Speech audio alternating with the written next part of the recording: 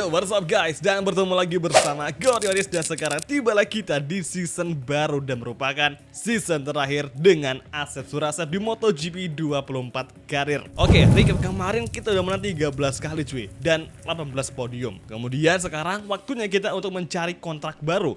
Dan seperti yang udah kita bicarakan di video-video kemarin itu ya, kita bakal mencoba untuk membuat Yamaha juara dunia. Kita udah bikin semua pabrikan di MotoGP juara dunia kecuali Yamaha doang. Nah, di season ini gue bakal custom apparelnya si Asep menjadi temanya Gorioris banget. Bukan lagi pakai warna merah, melainkan menggunakan warna hijau stabilo. Dan di sini gue khususin logo di helm, cuman gue tempelin logo-logo yang emang ada kontrak langsung sama Gorioris, termasuk JMX dan juga GOCP. Nah, kalau Monster itu kontraknya si tim Yamaha kita sendiri, yaitu logo Monster Energy. Mulai dari sepatu, kemudian sarung tangan dan juga pelindung, kita bakal menggunakan warna hijau stabilo supaya lebih matching sama helm yang kita pakai. Dan untuk pertama kalinya gue bakal menggunakan wear pack dari merek Furigan. Ini jarang banget dipakai sama custom rider kita. Dan satu lagi, nomor startnya kita nggak akan ngomong nomor 1 karena nomor 1 terlalu kecil ya untuk ditempelnya di fairing dari motor ya. Makanya gue bakal pakai nomor 3 aja di musim ini. Dan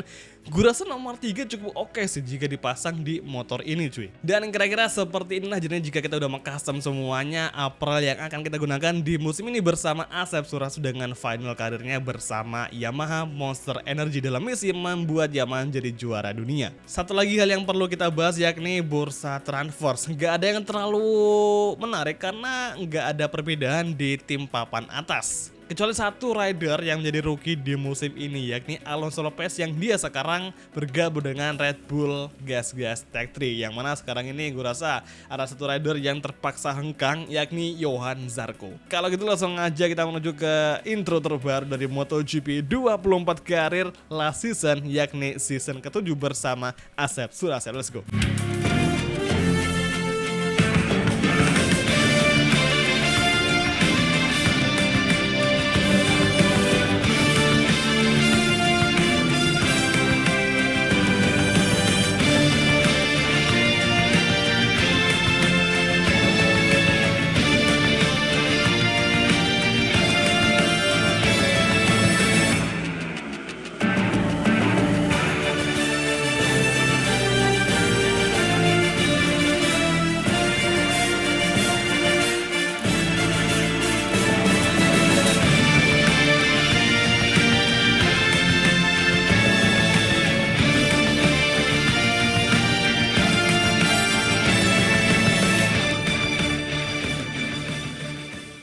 Untungnya kita masih ada setup yang pernah kita pakai dulu ya di season pertama di kelas MotoGP ya, waktu masih pakai Yamaha, dan sekarang bisa kita aplikasikan lagi ke motor ini karena masih sama setupnya. Dan jujur ini sekarang gue masih belum bisa mastiin kita bakal sekonsisten apa karena belum ngelakuin time attack dengan kedua spek motor yang akan kita tes di kata tes kali ini.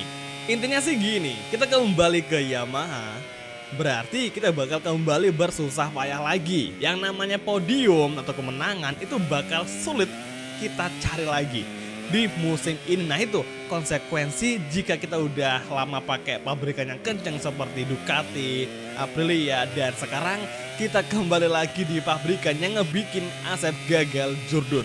Namun sekarang misi kita adalah untuk membuat Yamaha kembali menjadi motor juara dunia. Nah itulah misi yang gue rasa akan berat ya yang akan kita lakoni di musim ini. Tapi justru gue gak masalah ya karena itu bakal menjadi hal yang spesial karena ini merupakan last season untuk Asep di MotoGP 24 karir. Dan pastinya musim terakhir kita membalap bersama Yamaha bersama Asep juga pastinya.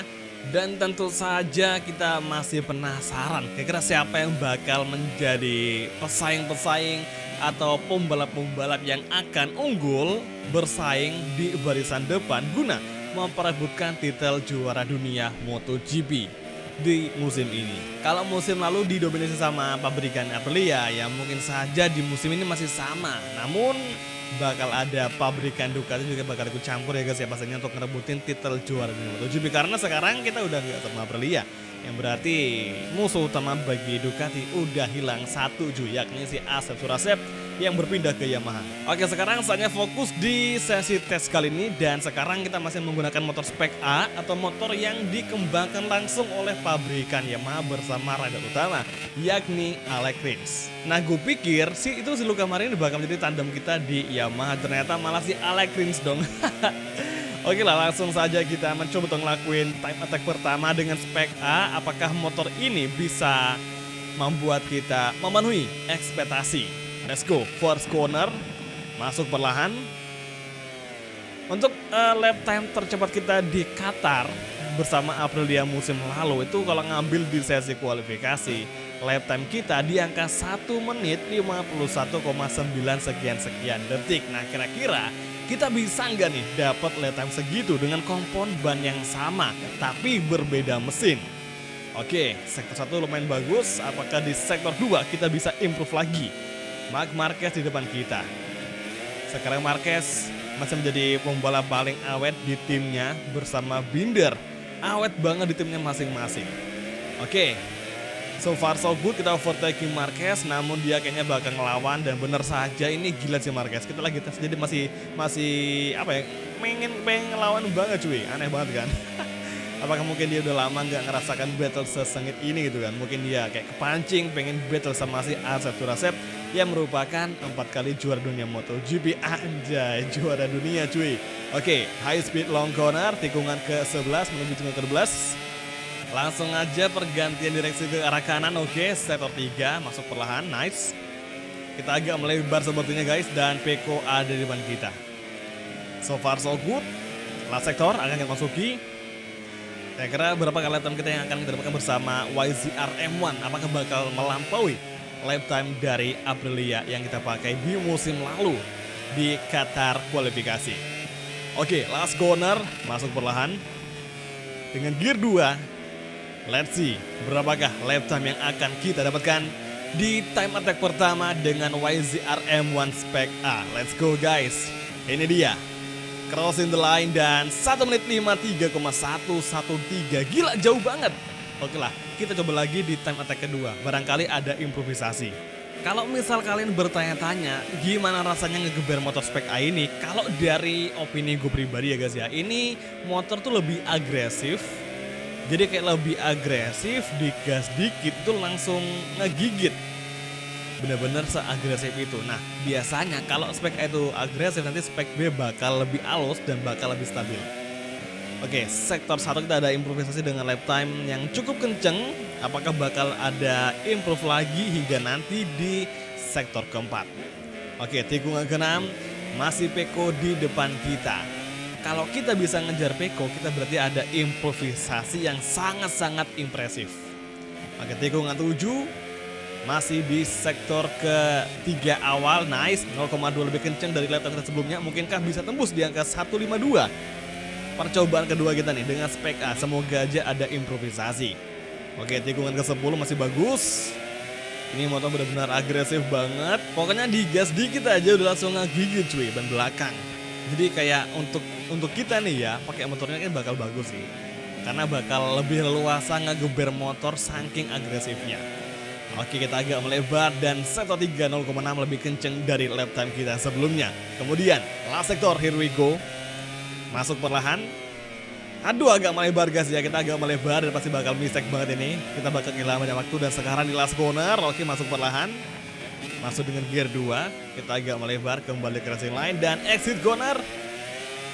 Menuju finish line, berapakah lap time yang akan kita dapatkan di time attack kedua dengan spek A, dan here we go, 152,333, lumayan sih. Oke, lurusan dan masih ada Pecco di belakang. Gila cuy, Pecco nyutut nih. Pecco ngejar dong. Oke, finish line dan jelas banget ya, mak ketinggalan tos nih sama Ducati.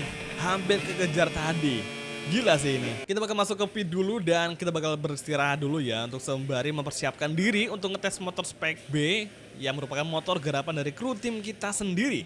Spek A kita udah unggul dengan lap time 1 menit 52,333, namun masih kalah jauh dari lap time kita dengan Aprilia di sesi kualifikasi, yakni dengan lap time 1 menit 51,9 sekian detik. Oke, spek B harusnya lebih stabil. Kita bakal tes dulu dengan settingan yang sama juga dengan kompon ban yang sama, yang pastinya bakal kita tes dengan kompon yang masih fresh atau masih baru. Nah guys, kita udah ngelakuin beberapa kali putar dengan spek B, ternyata nggak ada improvisasi.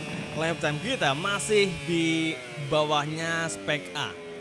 Memang sih dari segi stabilitas dan juga tingkat keagresifan, motor ini itu lebih jinak ketimbang motor spek A tadi. Tapi kita masih belum nyerah nih, kita bakal coba lagi ngetes ya untuk time attack terakhir, kira-kira bakal bisa tembus ke lap time berapa nih. Oke, sektor 1 kita unggul 0,043, namun kita masih kalah dari Fabio Quartararo dengan lap time 1 menit 51,104 detik guys. Itu jauh sekali. Fabio Quartararo lagi dalam masa keemasannya sepertinya. Mungkinkah dari tes ini akan menjelaskan kandidat-kandidat yang akan menjadi perebut titel juara dunia musim ini? Fabio Quartararo, Marco Bezzecchi, dan juga Alonso Lopez. Nah ini si Lopez, dia rookie di musim ini, cuman kayak udah menjanjikan banget cuy. Nah ini bikin kita penasaran sama persaingan di musim ini. Oke, HSB Gunnar tikungan ke-11 menjelang tikungan ke-12. Stabil banget motornya, tapi nggak agresif kayak spek A. Kemudian sektor 3 berapakah lap time kita? Dan nice, oke, here we go. Kita agak lambat 0,580 dari Fabio Quartararo. Kemudian last sektor. Dan sepanjang kita ngelakuin tes dengan spek B, kelemahan kita di last sektor saja. Nggak tahu kenapa kok tiba-tiba kita nggak bisa kenceng di last sektor. Mungkin tipikal spek B yang kurang kuat di sektor terakhir sirkuit Qatar ini. Let's go menuju finish line dan bersiap-siap. Aduh, kita gagal lagi improvisasi dan lap time kita di angka 1 menit 52,384. Masih kalah dengan spek A cuy. Oke lah, mungkin dari segi lap time kita emang kalah jauh dari pabrikan Eropa seperti Ducati dan juga Aprilia dan juga KTM pastinya. Namun tekad kita masih belum padam. Ingat, ini ada 20 balapan yang pastinya bakal banyak kejadian yang gak akan kita sangka-sangka akan terjadi. Seperti Vinales di musim lalu. Dia sering berada dan bertarung di barisan depan, hanya saja Maverick Vinales sering banget mengalami blunder, sering crash dan juga not complete. Nah itulah yang menjadi kita kemarin juara dunia dengan sangat gampang. Di lain sisi kita juga memiliki motor yang kencang. Nah sekarang ini motor kita pelan banget. Tapi meskipun motornya pelan dan nggak bisa memiliki lap time kencang, kita nggak boleh nyerah karena ada 20 balapan yang akan menanti, yang apapun bisa terjadi. Jadi pokoknya keep fokus, keep fighting, dan besok kita bakal lanjut di seri perdana atau seri pembuka di MotoGP 24 karir musim ke-7.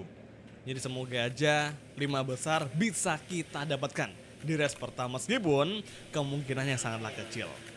Jadi oke semua, kalau gitu dan sampai ketemu lagi di video MotoGP karir untuk episode selanjutnya. Thank you, bye, dan ciao guys, sampai jumpa.